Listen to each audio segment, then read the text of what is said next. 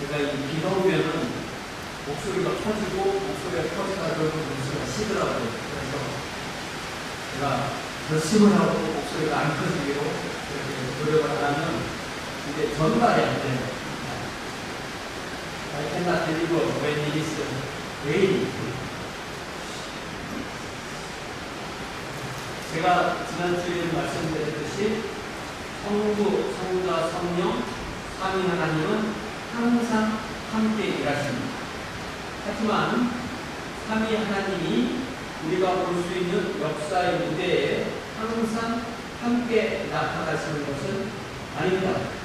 마치 우리가 이걸 뭐를 예를 들고 되냐면 연극 무대에 연극이 올려지는 것을 생각해보면 쉽게 이해할 수가 있어요. 연극의 3요소가 뭐겠어요? 연극을 하려면 맨 첫 번째로 시나리오를 쓰는 작가가 있어야 되겠죠. 희곡 작가. 그리고 연기를 하는 배우가 있어야 되겠죠. 배우.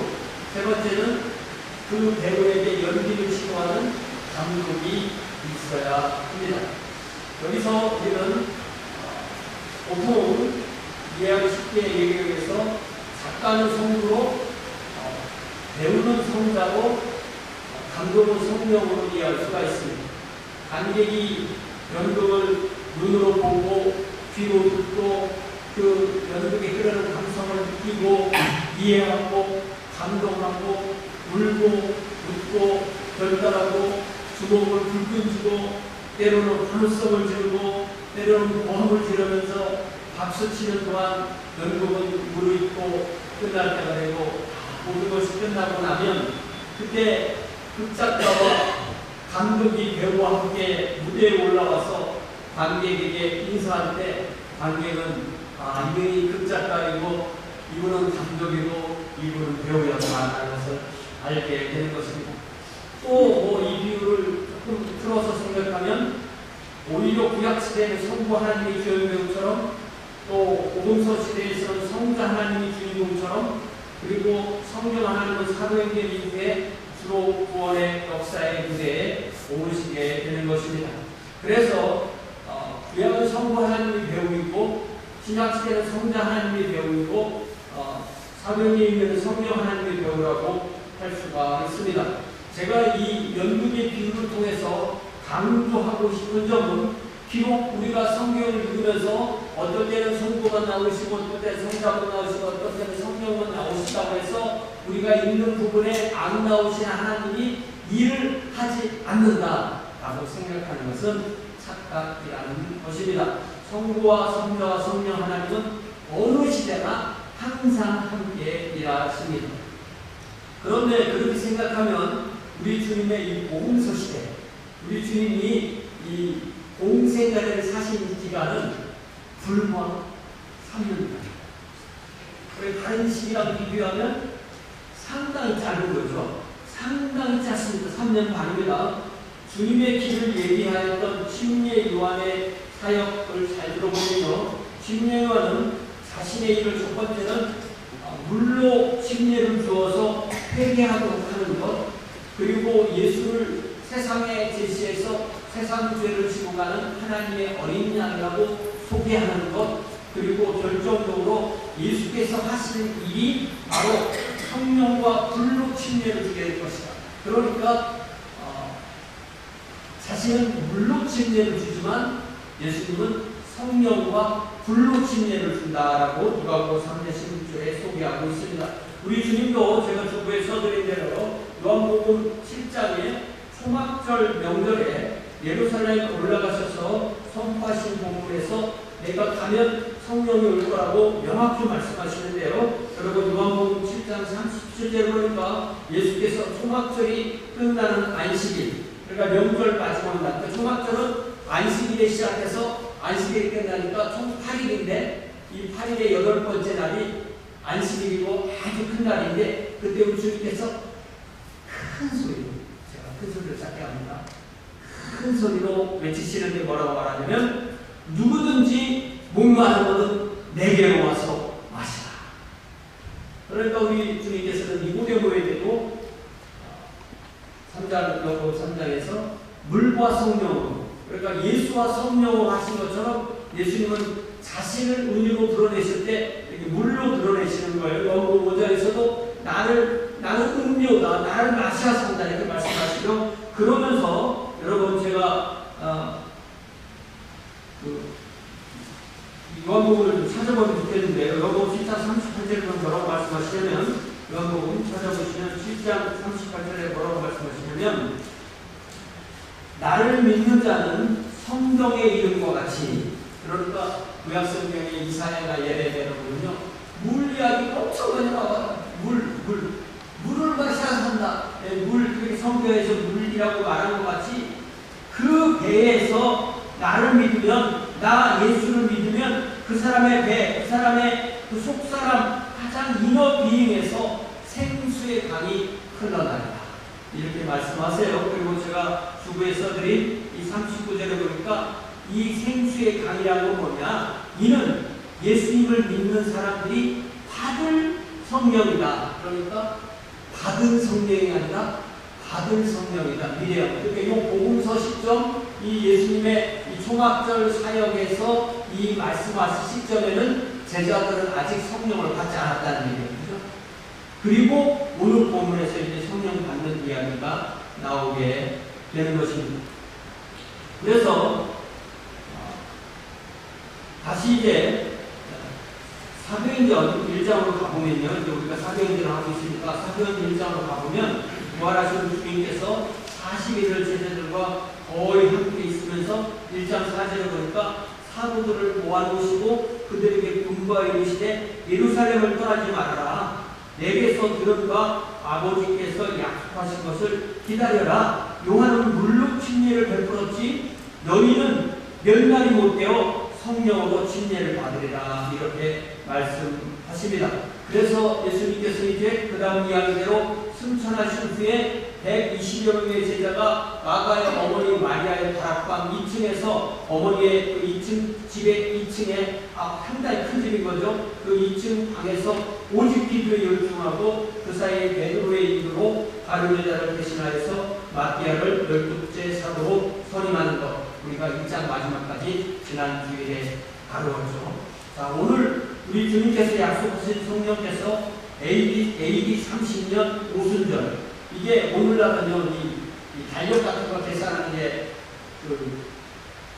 AI 같은 거 가지고 할 수 있어가지고 이게 AD 30년 오순절이 몇 월 며칠이었냐라는 얘기가 나옵니다. 놀랍죠? 그래서 AD 30년 5월 27일, 네. 우리 요일로 말하면 일요일에 구원 역사에서 또 한 번 가장 중요한, 성부께서 아담을 창조하시고 성자께서 사람을 되어주시고 이제는 AD 30년 5월 27일 성령께서 이 땅에 오시는 가장 중요한 날의 기사가 오늘 우리가 나눌 본문이 되는 것입니다. 오순절은요, 오순이라는 말이 뭐예요? 오순, 소순, 중순, 말순. 그 순이 뭐냐면 열흘 순이라고 말합니다. 그러니까 오순은 며칠이게? 50일. 그랬던 거죠. 그래서 오순, 펜테코스트라는 것은 오순은 50일이 되는 날이기 때문에 이것을 구약성경에서는 7주가 7번 되면 며칠이에요? 7일에 49. 그래서 그 절기를 구약성경에서는 주들 이렇게 샤바웃 이렇게 했는데 이 주가 끝나고 난 49일이 끝나고 난 또 50일째 된다.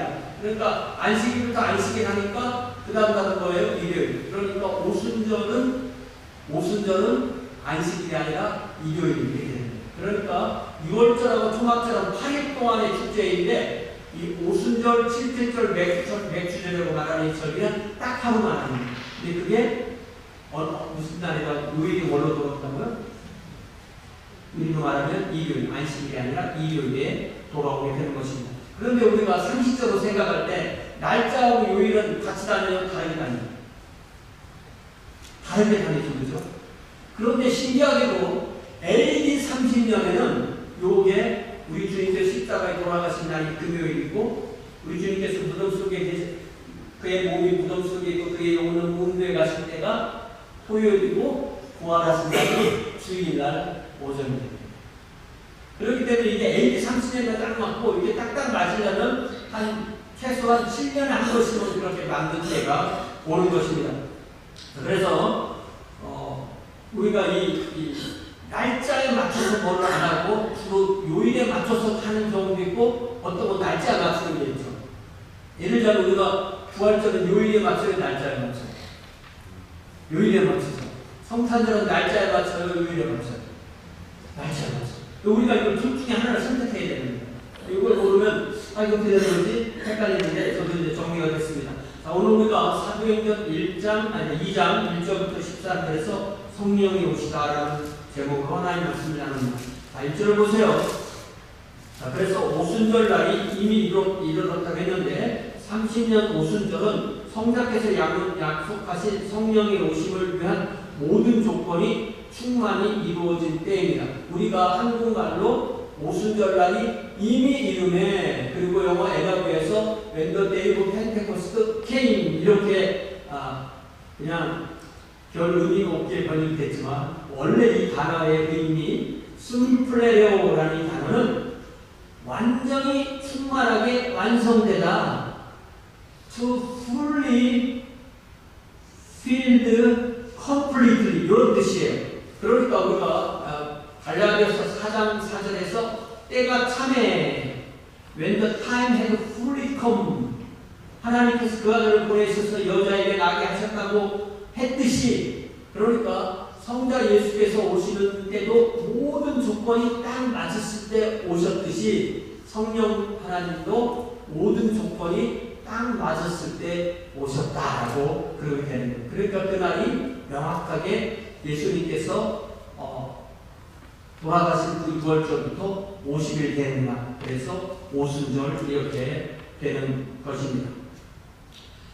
자, 이미 이 오순절이 이미 이르네 이 말을 잘 보면요, 제자들이 주님께서 마지막 승천하시기 전에 주님께서 이스라엘 왕국을 회복할 때가 이때니까 이렇게 물어보았을 때 우리 주님께서는 그건 아버지께서 하신 일이니까 그거 신경 쓰지 말고 너희는 성령이 오시길 기다려 이렇게 말씀하시죠. 그렇기 때문에 우리 주님께서는 때와 시간의 문제는 우리 주님께서 분명하게 말씀하시면서 때와 시기에 대해서 신경 쓰지 마라 이렇게 말합니다. 사실 이스라엘 왕국이 회복될 거 보고 그거 너희들이 신경 쓰지 마, 그 시기에. 그러나 성령이 오시는 그 시기에 대해서는 너희들이 예민해야 돼, 그걸 위해서 기도해야 돼, 이렇게 말씀하신 것이죠. 그래서 우리가 오순절을 다시 생각하면 오순절이라는 것이 바로 50일이라는 뜻인데요. 이게 구약시대에는 6월절 50일이 되는 날인데 우리가 이게 좀 혼란스럽잖아요. 그래서 제가 여러분에게 성경을 한 것 좀 찾아보자고 얘기하고 싶어요. 자, 여러분 레위기 23장을 찾아봐요. 레위기 23장. 구약 성경 레위기 23장 15절. 구약 성경 180이면 다 찾으세요. 이거 명확하게 성경에 나와 있는데 우리가 모르면 모르는 상태로 살게 돼 있어요. 이게 무슨 얘기냐면 23장을 열어보면 맨 처음에 6월절 나오고 무교절 나오죠. 4절에. 예. 그리고 이 무교절 때 예물을 드리고 안식일 때 예물을 드리고 15절에 보니까 자 15절을 볼 거예요. 안식일 이튿날 곧 너희가 요제로 곡식단을 가져온 날부터 세워서 7 안식일에 수유를 채우고 16절에 7 안식일 이튿날까지 합하여 50일을 계산하여 새 소재를 여호와께 드려. 요 50일이 바로 오순절. 그런데 놀라웠게도 구약 성경에서는 이 절기를 딱 하루 있는 이 절기를 주들 읽어서 주들 샤보트 세바토도 헷갈리면 안 돼요. 샤보트인데 이 말의 뜻은 그냥 윅스라는 뜻이에요. The Feast of Weeks. 그런데 이것은 이 성경이 이제 히브리어 해나오고 뭐 라틴어 영어 해서 이제 중국으로 딱 봤을 때 선교사님들과 중국 사람들 얘기를 하다가 이게 7주가 7번 있는 거네요. 그래서 히브리어로는 주들의 축제 이렇게 된 걸 갖다가 77절이라고 말을 만들었어요. 그러니까 우리는 77절이 7절이라는 게 너무 머릿속에 들어있으니까 77절이 진짜고 오순절은 그냥 대충 만드는 이름인가? 77 49 더하기 1 해서 77절 따로 오순절 따로인가? 이렇게 생각하면 그렇지 않습니다. 77절과 오순절은 같은데 그게 49일이 아니라 50일인 거예요. 왜냐하면 안식일에서 7번 한 다음에 더하기 1해서 50일이라고 딱 명확하게 얘기한 거예요. 그러니까 이미 이 레위기를 말씀했을 때부터 이 AD 30년 6월절 후에 50일째 돌아오는 그 오순절에 성령이 오실 것을 이미 하나님께서 이렇게 계획해 놓으신 것이 분명하다는 것입니다. 그러나 재밌는 것은 구약성경에서는 주들의 축제, 샤보트 이렇게 불렀고 샤보트가 주들이라는 뜻이에요. 오순절이라는 말 자체는 헬라어로 바뀔 때 나옵니다. 그래서 펜테코스트 그 말에서 영어 그대로 와서 펜테코스트 이 말 펜트라는 거 우리 알죠? 펜타곤하면 뭐예요? 이 북방법은 펜타곤 여러분 그게 오각형이니까 펜타곤이라고 부르니까 그래서 이 펜테코스트라는 것 자체가 50이라는 의미가 드러나게 되는 것입니다. 그러니까 우리가 이렇게 주들의 축제, 교회에서 주들의 축제 이렇게 붙은 것이 신약으로 나오면서 오순을 강조한 오순으로 딱 되면서 우리가 오순절을 하면 가장 가깝게 성령의 강림을 생각하게 되는 것입니다. 그래서 오순절날은 이미 이름에 그들이 다 같이 한 곳에 모여 있어서 2절에 보니까 보령의 하늘로부터 급하고 강한 바람 같은 소리가 있어 그들이 앉은 온 집에 가득하였다. 자, 저기 2절에서 가장 핵심으로 봐야 될 단어가 소리예요. 바람도 같다고 돼 있어요. 소리는 실체예요. 근데 그 소리가 나오기 시작한 곳은 하늘이에요. 하늘은 성부, 성자, 성령께서 계신 곳이에요. 그곳으로부터 성령이 오실 때 그냥 오시지 않고 급하고 강한 바람 소리 같은 곳으로 오셨다는 것이에요. 성령께서 이제 오셔서 하나님으로서 하나님의 왕국과 세상을 통치하시는 하나님 왕국의 통치가 임한다는 그들이 뭐 집 안에 있든 집 밖에 있든 그 놀라운 것은 이 소리를 그 120명만 듣는 게 아니라 그곳에 있던 예루살렘에 있던 수십만의 사람이 함께 듣게 된 것입니다. 그랬을 때 제일 중요한 것은 그 소리를 들었을 때 그 마음에 하나님을 향한 열린 마음 있는 사람은 그 소리가 복된 소리인데 그렇지 않고 마음을 닫는 사람에게는 그 소리가 오히려 심판의 소리가 될 수 있는 것입니다. 이제 3절에 보니까 더욱 놀라운 일이 임하죠. 그러니까 2절에서는 소리로 임했죠. 이제는 잘 보세요. 3절을 잘 보세요. 마치 불의 혀처럼. 그러니까 저게 불의 혀처럼이라 하죠. 불이 아니라고 했어요. 만약에 불이 임하면 사람이 죽는 거예요. 그죠? 그러니까 불처럼 보였다는 거예요. 불의 혀가 뭐예요? 불이 막 이렇게 붙고 있을 때 나오는 불의 혀라고 그러는 거예요. 그것이 각자 하나가 그 120명 모두에게 머리에 그들의 마음에 임하는 모습을 이렇게 말씀하고 있습니다. 그러니까 성령 하나님은 요한복음 7장에서는 물과 강물로 표현됐죠. 사도행전 2장 2절에서는 소리로 그리고 바람으로 표현됐죠. 이제 3절에서는 불의 혀처럼 표현됩니다. 이처럼 물이나 소리나 불은 그 물리적 특성의 그 성격을 강조하는 거지 예수님은 물이야, 뭐 예수님은 불이냐, 성령은 불이야 그런 의미가 아닌 거예요. 그러니까 우리가 이런 걸 좀 잘못 이해를 하게 되면 우리는 뭐 성령을 마셨더니 갑자기 속이 시원해졌어, 속이 뭐 뜨거워졌어 이런 말들을 많이 하게 되는데 우리가 그런 것에 과도하게 매몰되지 않는 것이 오히려 저는 좋겠다고 생각합니다. 이제 4절에 보니까 그 결과 그들이 다 성령의 충만함을 받았습니다. 그러면서 그 첫 번째 결과가 성령이 말하게 하심을 따라서 다른 언어들로 말하기 시작했다고 했습니다. 그러니까 성령이 이 120여 명의 제자 각자에게 오신 후에 그들이 성령의 충만함을 받았습니다. 성령으로 가득 차게 되었다는 거예요. 여러분 성령의 충만함은요 이렇게 찾다가 들어들었다 찾다가 들어들었다는 거예요. 그런데 이것이 너무 바닥까지 가지 않고 제가 아내의 말을 잘 듣고 자동차에 항상 기름을 휘발유를 반 채우면 또는 그러거든요. 끝까지 안 기다리고 성령 충만도 어느 정도 떨어지면 빨리 채우려고 하는 거예요. 성령 충만이 낫다는 겁니다. 그들에게 가장 첫 번째 일어난 일이 바로 어떤 능력을 받게 된 건데 그 능력이 바로 뭐냐면 다른 언어로 말할 수 있는 능력을 소유합니다. 그러니까 외국어로 어떤 특정 외국어를 한 사람이 한 개 이상씩 그러니까 자기 모국어가 있고 또 자기가 지금까지 하는 언어가 만약에 2개면 더하기 하나 3개면 더하기 하나 이런 식으로 새로운 언어로 할 수 있는 능력을 주셨는데 왜 특별히 성령에 오신 것이 언어로 드러날까?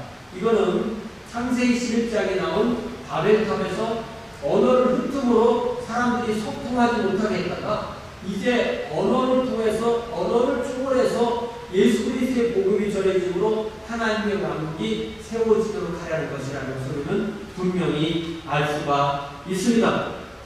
그래서 이제 그런 성령의 오심으로 언어를 극복하고 초월할 수 있게 되었습니다. 그렇다고 해서 이 제자들이 계속 그런 언어를 했다는 게 아니에요. 이때 일시적으로 그런 은사를 받았다는 뜻입니다.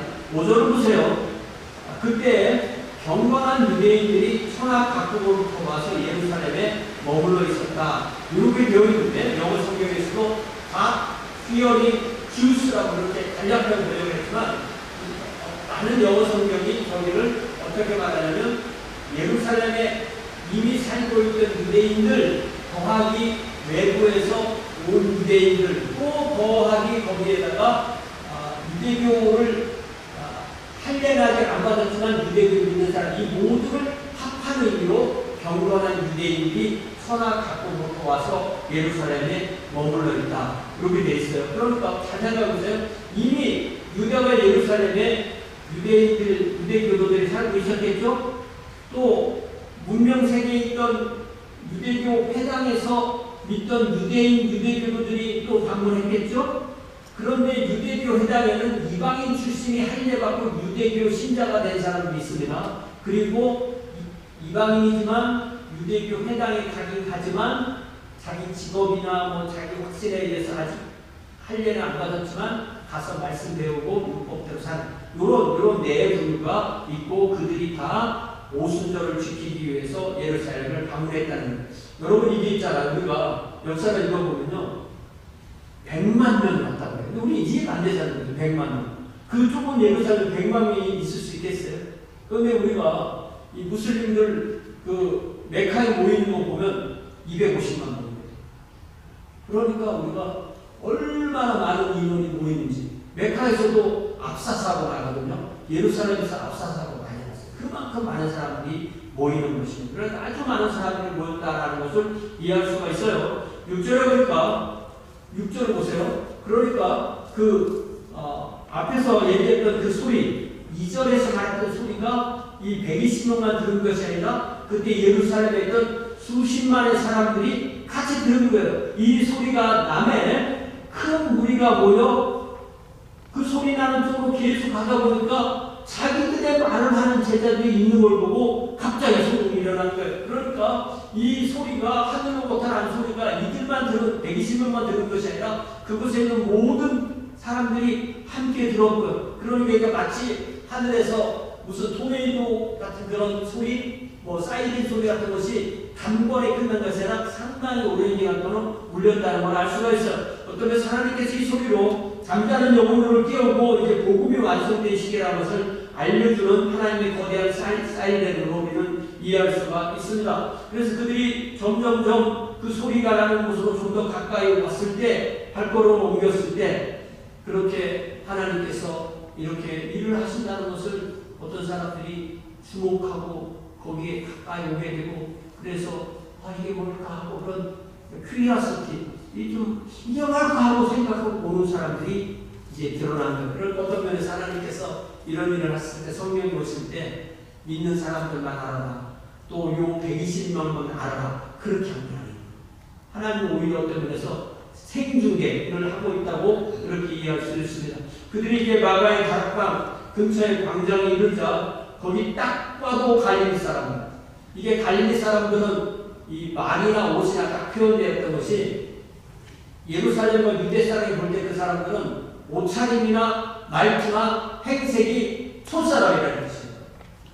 그게 갈릴리라는 뜻입니다. 왜냐하면 예수님도 갈릴리 출신이니까 나다나엘이 무시했던 그런 얘기를 알 수가 있죠. 그런데 보니까 그들이 아주 먼 곳, 아주 멀리는 이란 지역에서 온 사람들까지도 자기네 나라 말하는 걸 듣게 되는 것이 깜짝 놀라요. 그래서 7절에 보니까 다 놀라 신기하게 여기는데 보라, 이 말하는 사람들이 다 갈릴리 사람들이 아니냐. 8절에 보니까 우리가 우리 각 사람의 난국 방언으로 듣게 되는 것이 어찌 되느냐 하면서 자기들이 어디서 왔는지를 막 서로 얘기를 해보니까 9절에 보니까 9절, 10절, 11절에 자기들이 난 곳을 쭉 열거해 보니까 이게 한 15곳 이상에서 온 거예요. 근데 이거를 잘 보면요, 누가가 그냥 어떤 원칙이 없어 쓴 것이 아니라 이게 어떻게 된 거냐면은, 자, 9절에 보니까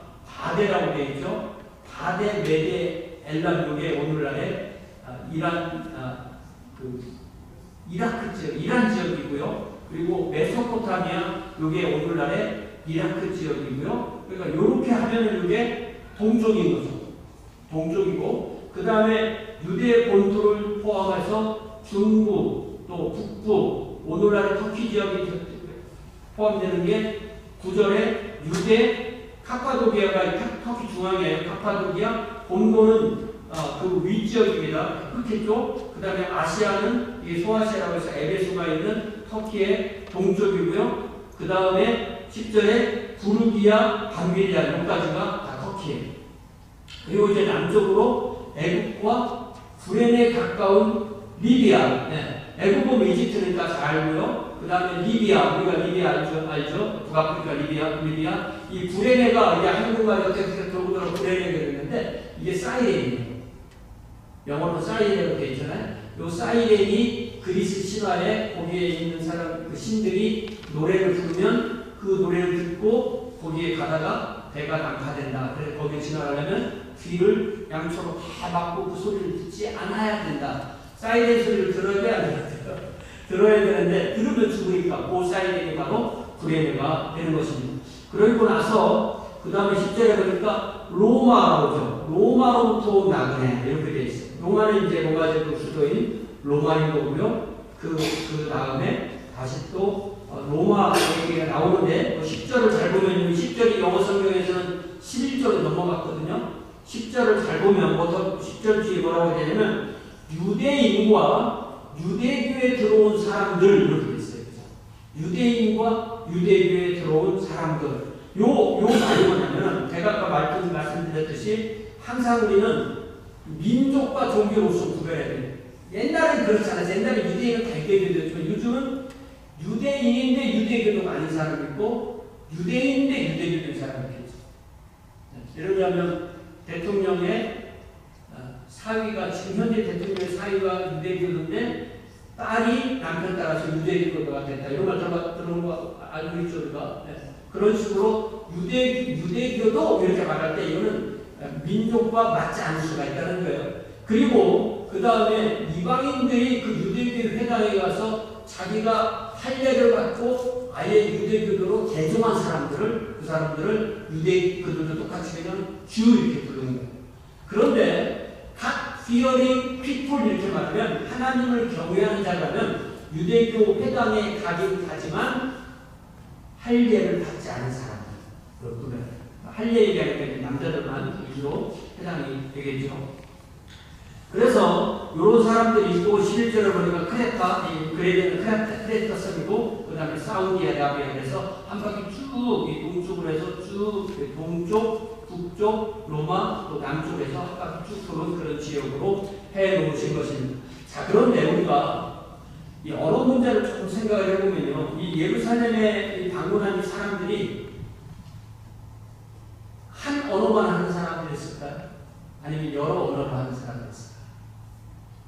이게 생각해보면 저도 한국어 한 98% 정도 구사하고요. 영어는 한 50% 정도 구사하게 해주죠. 그래서 내가 미국 사람들 만나면 I speak perfect broken 잉글리시 이렇게 말하는 겁니다. 이걸 제가 벗어날 수가 없어요. 브로큰 잉글리시 벗어날 수 없는데, 그런데 이 영어도 안 하는 것보다는 훨씬 나은 거예요. 그래서 우리가 이 당시에도 잘 생각해보면요, 예루살렘을 중심으로 해서 그 동쪽은, 동방 지역은 아람어라는 걸 썼어요. 우리가 옛날에 패션 오브 크라이스트 나왔던 그 언어, 아람어를 썼고, 거기서부터 이 이탈리아 이르기 전까지는 그리스어를 썼어요. 그리이라고 하는 헬라어를 썼고, 그리고 로마 중심으로는 라틴 문명 때서는 라틴어를 쓰는 거예요. 그러니까 1세기에 국제어는 세 가지였다. 뭐였다? 아람어, 헬라어, 라틴어. 어떤 사람이 굉장히 유식하고 경험이 많고 공부를 많이 한 사람이라면 이 세 언어를 다 아는 거예요. 그러니까 이게 뭐냐면 민족마다 자기 토착어라는 게 있어요. 네, 자기 토착어가 있고 공용어가 있는 거예요. 그러니까 이렇게 여행 올 때 이럴 때 다른 사람들 만나면 공용어로 대답하는데, 이 16지역에서 온 사람들이 들은 언어는 자기 네이티브어로 말하는 것을 들었다, 이런 말입니다.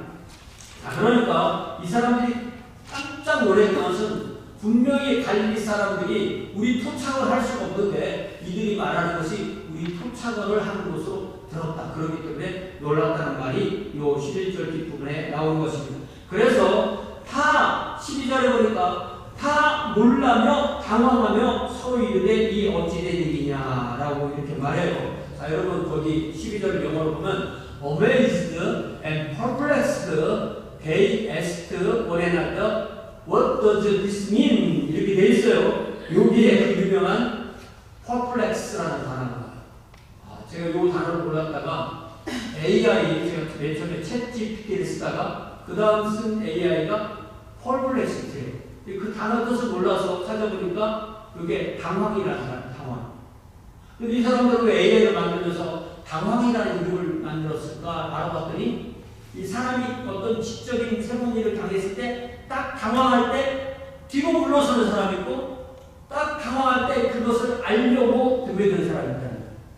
그래서 이 당황하는 그 시점이 새로운 것을 아는 데다. 그래서 이 요즘 인기 좋은 이 생성형 AI 인공지능이 자기들을 펄플렉시티 이렇게 만든 거예요. 저도 참 애용하는데요.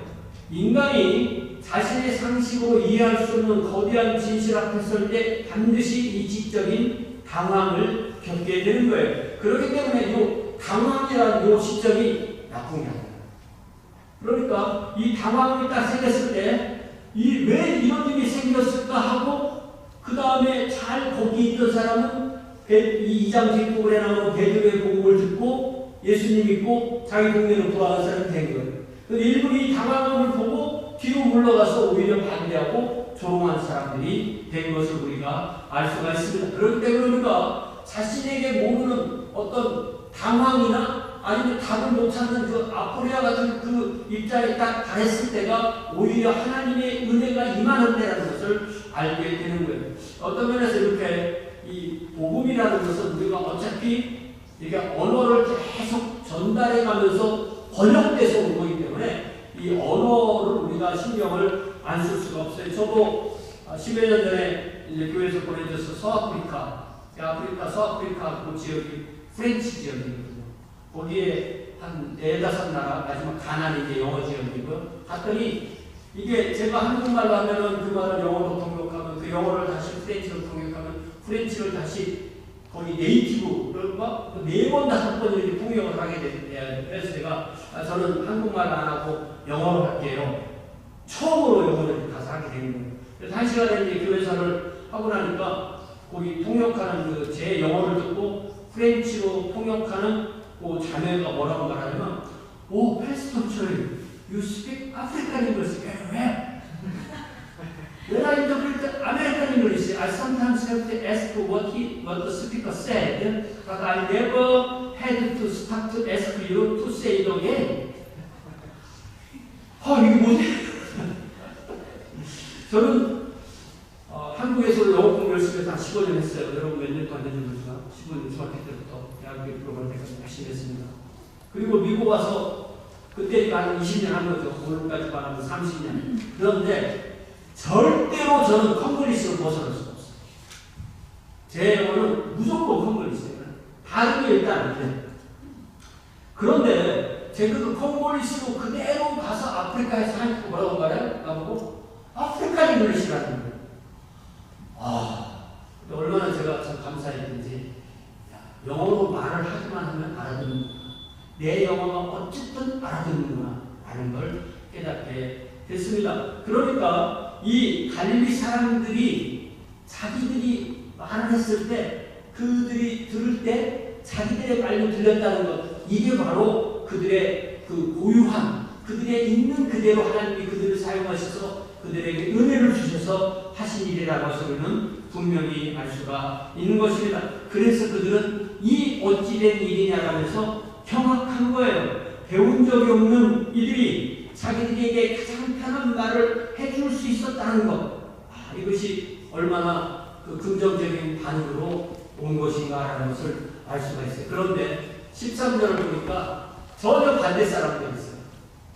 어떤 이들은 당황하고, 이렇게 12절에서는 당황하고 이게 뭐지 하는 그 호기심 쪽으로 갔는데 13절에 어떤 사람들은 조롱하였는데 세술에 취했다.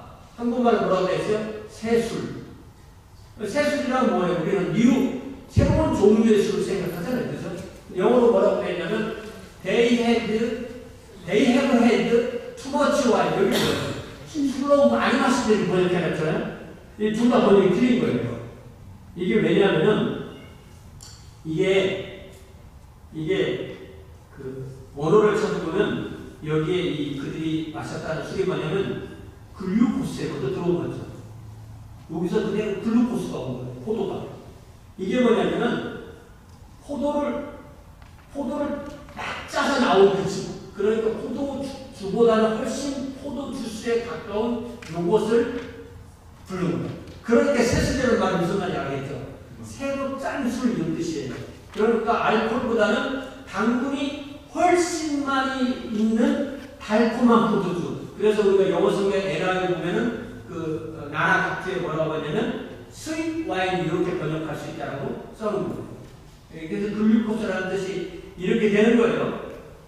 그러니까 우리 몸에서 필요한 이 포도당 글루코스라는 단어가 여기서 온 거예요. 그러니까 조롱하는 자들이 뭐라고 말하냐면 저 사람들 봐라, 아침 9시부터 벌써 저렇게 싸고 달콤한 술에 취해서 횡설수설하는 거나. 이게 포도주는 오래가게 비싼 거잖아. 근데 막 짜낸 거니까 그게 주스란 말이에요. 그러니까 당분에 취하는 거구나 이런 거예요. 우리 뭐 이 대통령주에 사시면서 나는 아직까지 도넛 한 개도 안 먹어봤다 이런 건 없겠죠. 도넛 다 먹고 뭐 도넛 사업하시는 분들 많죠. 새벽 일찍 일어나가지고 문 열어가지고 12시쯤 문을 닫는 이 도넛 사업이 이게 요거랑 이렇게 연결이 돼요. 어떻게 연결이 되냐면 이 조롱하는 자들이 그 제자들이 성령에 취한 것을 그러니까 싸구려 술을 마시고 취해서 떠드는 거라고 그렇게 얘기한 거예요. 자, 우리가 저도 뭐 눈으로 보지 못했지만 유치원이나 초등학교에 선생님들이 아침에 아이들에게 도넛을 주면은 애들이 더 떠든다. 맞는 말이에요. 더 하이퍼가 된다고 그래요. 그러니까 그렇게 본 거예요. 여기 얼마나 안타까운 거예요. 오히려 하나님께서 온 인류를 구원하신 하나님의 생명에너지 거룩한 글루코스를 제자들에게 붓고 계시는데 영적인 눈이 감은 사람들은 그저 서로는 주객들이 들뜬 소란을 부리는 것 정도로 치부하고 말았다라는 소리가 알 수가 있는 거예요. 그러니까 우리가 이렇게 예수 믿는 사람들이 남들이 푹 쉬고 자고 놀러 다니고 하는 이 주일 오전에 함께 모여서 무엇인가 할 때 세상 사람들은 미쳤다, 격지, 그냥 이상한 술에 취해갔다, 정상이 아니야 이렇게 보는 거야. 똑같은 것입니다. 그러나 오늘 우리를 움직이는 힘은 세상의 설정이 아니라 하나님께서 우리에게 주시는 에너지라는 것을 알게 되는 것입니다. 저는 오늘 설교를 마치면서 제가 주보에 요한복음 15장 16절에서 하신 말씀을 주보에 써드렸는데요. 함께 같이 한번 읽어봅시다. 요한복음 15장 16절 준비되셨어요? 주보 보시고 시작. 내가 밖으로 너희에게 보내는 보혜사 곧 아버지께로부터 나오시는 진리의 성령이 오실 때 그가 나를 증언하실 것이다. 그러니까 성자께서 선천하셔서 성부에게 성령을 달라고 하시면 성부가 성자에게 성령을 주시고 성자가 그 성령을 세상에 보내신다. 그러니까 이 무슨 얘기냐면 성부, 성자, 성령은 항상 함께 일하시지 성자 따로, 성부 따로, 성령 따로 이렇게 일하시지 않는다는 거예요. 그러시면서 그 진리의 성령 오실 때 그 진리의 성령이 하시는 가장 중요한 일이 진리이신 예수 그리스도를 증언하는 것이다. 그러니까 어떤 사람이 자기는 성령 충만하대. 그런데 예수님은 전하지 않고 자기만 전하면 성령 충만한 게 아니에요. 성령이 충만하다는 것은 그 사람의 삶과 철학과 말과 태도와 그 사람의 인생에서 예수 그리스도가 증언되는 것이 성령 충만한 있습니다. 우리가 이 시간에 기도할 때 우리가 우리의 사는 곳에서 우리의 영향을 미치는 곳에서 우리의 언어와 민족을 초월해서 성령의 말하게 하심을 따라서 주 예수를 증언하는 이 한 주를 살겠다고 또 우리 주님께서 우리에게 주시는 기도 제목을 가지고 다 함께 간절히 기도합시다. 함께 기도합니다.